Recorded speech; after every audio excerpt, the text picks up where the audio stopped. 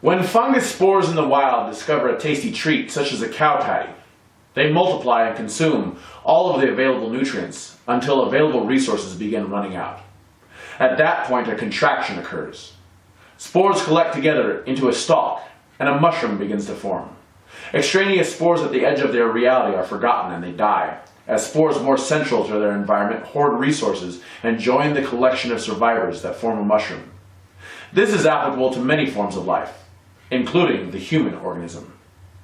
There is an alternative explanation to the current narratives for the rise of nationalism that the world is currently experiencing, and the absorption of wealth by the super wealthy at the top of our society. The super wealthy are currently blamed for being abusive and predatory, not caring about the well-being of the poor around the world. Currently, fewer than 100 people control as much wealth as the poorest 3.5 billion people, or half of the world's population. That, from an individualistic humanitarian perspective, is obviously a disgusting and immoral distortion of any system of meritocracy. The current state of affairs stands as a polar opposite to the trend the world saw over the 50 years following World War II. Military-industrial complexes during World War II were responsible for technological advances that led to an unprecedented uptick in productivity worldwide. Populism took control of the world. Socialism rose. Resources were abundantly spread. The middle class grew, and poverty all around the world went on the decline. Social democracy was the order of the day all across the Western world.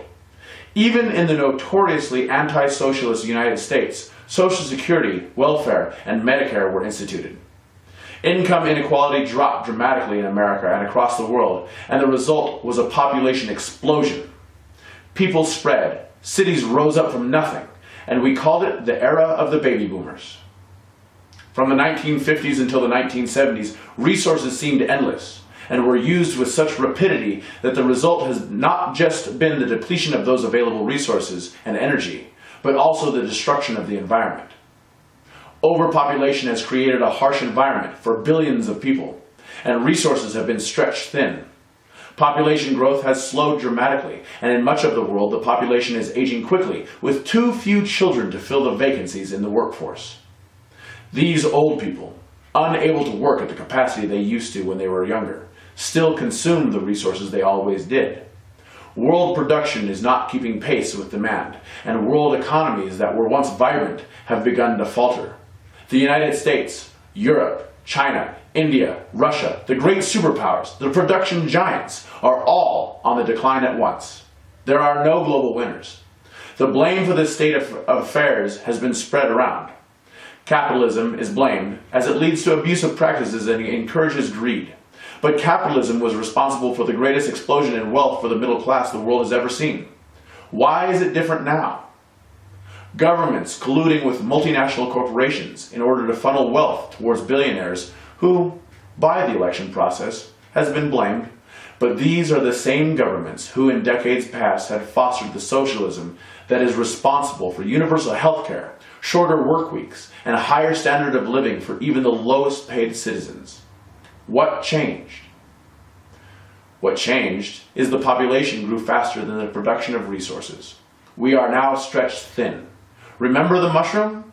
Extraneous spores are sacrificed as nutrients are hoarded by the lucky few who build their castles. We are experiencing such a contraction now. Are governments colluding with corporations to hoard wealth? Yes. Is capitalism responsible for abusive practices so that a greedy few can consume all available resources? Yes. However, this state of affairs is an automatic and obvious response from any organism experiencing a sudden lack of resources. The human race is an organism that is dumping unnecessary cells in a hostile environment with diminishing resources. The trend towards globalism that the world experienced in the decades following World War II is coming to an end. As resources are strained and are absorbed by the super wealthy, nationalism has reared its ugly head once more. Like the formation of mushrooms on a cow patty, individual nations are recoiling from each other, each trying to hoard the wealth they have left. Those of us who are not lucky enough to be at the center of our respective mushrooms are expendable and will be sacrificed to ensure the survival of the organism. Once the contraction balances the world population with available resources, and equilibrium is returned, resources can once again be spread out among the survivors. We as a species must decide if all of us deserve to survive this dearth of resources.